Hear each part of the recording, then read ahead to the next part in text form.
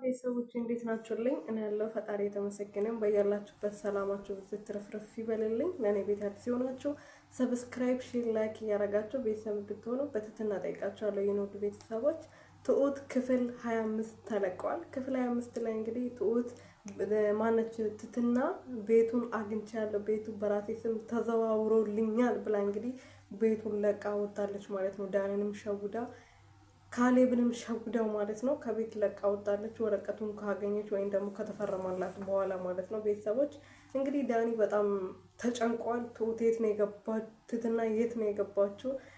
ቤቱን ብቻውን ልትበላ ነው ወይ ጥላኝ የጠፋችው ብሎ እንግዲህ በጣም እሳት ጎርሷል ማለት ነው። ቤተሰቦችዬ ካሌብና እንግዲህ የካሌብ አባት ደግሞ ምንም አልመሰላቸውም። እሷ ቤቷን ልትሸጥና እንዴት እንደምትሸጥ እያሰበችበት ነው የጠፋችው ብሎ እየተዝናኑ ይገኛሉ ዳኒ ላይ ማለት ነው። ዳኒ ደግሞ እንግዲህ እስከዛሬ እሷን አፍቅሯት ሳይሆን ወዷት ሳይሆን ቤት ድረስ ክብሩን ጥሎ ሁሉ ነገሩን ትቶ ቤት ድረስ የመጣው ፍቅረኛ የሚወዳትና በጣም የሚያፈቅራት ሊያገባት የሚፈልግ ፍቅረኛ ስላለውና ከሷ ጋር መኖር ስለሚመኝ ጥሩ ህይወት ከሷ ጋር መኖር ስለሚፈልግ ነበረ እንትን ብሎ የመጣው ማለት ነው።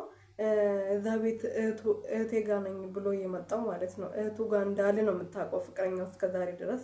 እሱ ግን ከትትና ጋር ነው ፍቅር እየተጫወተ ወንድሜ ነው ብላ ነው እንግዲህ ቤት ድረስ ያመጣችው። እሷ ደግሞ ሌላ ፍቅረኛ እንዳለው አታውቅም። ግን አሁን ዛሬ ቤቱ ስታገኘው እንጂ ጥላ ባለበት ቦታ እዛ ቤት ውስጥ ጥላ ጠፍታለች ማለት ነው። እንደዛም ሆኖ እንግዲህ ዳኒ ዛሬ ቤት ድረስ ፍቅረኛውን አምጥቶ ካሌብና የካሌብን አባባን አስተዋውቋቸዋል ማለት ነው። ስልክ ሲያወራ ሰምቶ ነበር። ዳኒ ስልክ እያወራ ነበር ከፍቅረኛው ጋር። በጣም ወድሻለሁ፣ በጣም አፈቅርሻለሁ ብሎ ሲያወራ ነበር። ከዚህ በፊት ደግሞ ያውቃል ሌላ ፍቅረኛ እንዳለው፣ ትህትና ላይ የተጫወተባት እንዳለ ወይም ደግሞ ለብር ብሎ እንደቀረባት ሁሉም ሰው ያውቃል። ትሁትም ታውቃለች፣ ካሌብም አባባም ያውቃሉ ማለት ነው። ስለዚህ ዛሬ ደግሞ እንግዲህ ሲያወራ ሰምቶ ነበር እና ለምን አምጥታ አታስተዋውቀንም? ሴት ልጅ ቤተሰቦችን ስታስተዋውቃት በጣም ትወዳለች፣ ታከብራለች። ምን ያህል እንደምትወዳትም ይገባታል። ለምን አምጥታ አታስተዋውቀንም ብሎ እንደነገረው እንግዲህ በእቅዱ ተስማምቶ ወይም ደግሞ በአነጋገሩ ተስማምቶ ሊያስተዋውቃቸው ቤት ድረስ አምጥቶ ነበረ። ከዛ ጋሽ እንግዲህ አባባ ከዚህ በፊት ካሌብ ሚስት አትሆንም፣ ትትና ለአንተ ስለማትሆን ሌላ የፍቅር ሴት ወይም ደግሞ ለአንተ የምትገባ ሴት መያዝ አለብህ ብሎት ነበርና ካሌብ እንግዲህ እንደ ቀልድ ነበር የቆጠረው። ዛሬም ደግሞ እንግዲህ ፍቅረኛ መያዝ አለብህ፣ ትሁት ለአንተ አትሆንም፣ ለአንተ የምትሆነና ስነስርዓት ያለ ሴት ለአንተ የምትገባ ሴት መፈለግ አለብህ። እንደዛ ከሆነማ ትሁት ነበረ የምትሆነው ብሎ ነግሮነት ነበረ። ትሁትም ደግሞ የቤት ሰራተኛ ሆና እኛ ቤት ማትመጣ ኖሮ ልቧ ራሱ ንጹህ ነው፣ ትበዛባለች እንጂ አታንስብህም ብሎት ነበረ። ለማንኛውም የትሁትን አሳብ ትቶ የዳኒ ፍቅረኛ ቤት ስትመጣ እንግዲህ ፍቅረኛውን ልክ እሱ ሚስትን እንደቀማ አንተም ፍቅረኛውን መቀማት አለብህ። የሚወዳት ስለሆነ በጣም ስለሚወዳት እሷን ቀምተ ለሱ ማሳየት አለብህ። ስለዚህ ይሄ ነገር ጥሩ አይመስለኝም፣ እኔ እንደዚህ አላረግም ብሎ ሲነግረው እንግዲህ ካሌብ ግዴታ ማድረግ አለብህ። እሱ ለአንተ አስቦልሃል ወይ?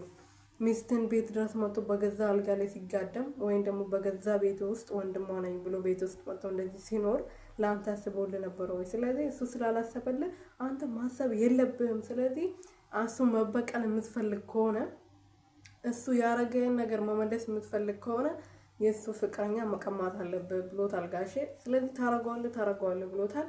እንደዛም ደግሞ እንትና ታውቃላችሁ ካሌብ ከአባቱ እስብ ነው ወይም ደግሞ ከአባቱ የሚያወራው ነገር አይወጣም። እሺ ብሎ ተስማምተው እንግዲህ ፍቅረኛው ቤት መታ ተዋውቋቸው ነበረ። ፍቅረኛው ደስ የምትለው እና ስነ ስርዓት ያላት ዳኒን በጣም የምትወደውና ዳኒን በጣም የሚወዳት ለአገባት የሚፈልግ ሴት ናትና ካሌብ እንግዲህ ልጅቷ ላይ አይኑን ጥሏል ማለት ነው። ልጅቷ ደግሞ ቆንጅዬ ስነስርዓት ያላት ስነስርዓት የሞላባት ሴት ናት እና አባባን በጣም ስለወደዷት ስለዚህ ግዴታ ፍቅረኛ የሚያስፈልገዋል። ስለዚህ እሷን ቀምቼ ማሳየት አለብኝ፣ እስከዛሬ የተጫወተብኝ ነበር፣ ልበቀለው ይገባል ብሎ ቆርጦ ስለተነሳ ካሌብን ማለት ነው። እሺ ብለው እንግዲህ ደግሞ ስልክ ደውሎላት ነበረ። ስልክ ደውሎለት ዳኒ በሌለበት ሰዓት ቤት መጥቷ ነበረ ልጅቷ ማለት ነው። የዳኒ ፍቅረኛ ቤት መጥታ ነበረ። ቤት እያወሩ እያለ እንግዲህ ዳኒ ወደ ቤት ስገባ በጣም ነበር የደነገጠው። ማለት እውነቱን የነገረዋት ወይም ደግሞ ምናምን መስሎ ነበር፣ ብዙ ነገር ስለደበቃት ማለት ነው። እህቴ ቤት ነው ያለው ብሎ ነው ያለው። እሱ ግን የውሽማ ቤት ወይም ደግሞ የቲና ብሄር ነው ያለው። ቲና ግን መጥፋቷ በጣም ከባድ ነገር ነው የሚፈጥርባት። ማለት ዳኒ በጣም ተጨንቋል።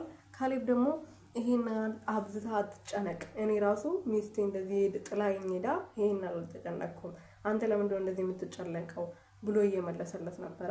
አይ አሁን ምን አሰቡት? አሁን ተመለሰ ብትመጣ ምን ታስባለች ስለው እንግዲህ ፍቺ ነው የምፈልገው፣ እኔ ከሷ ጋር መፋታት ነው የምፈልገው ብሎ ነበረ ካሌብ ለዳኒ ሲናገር የነበረው።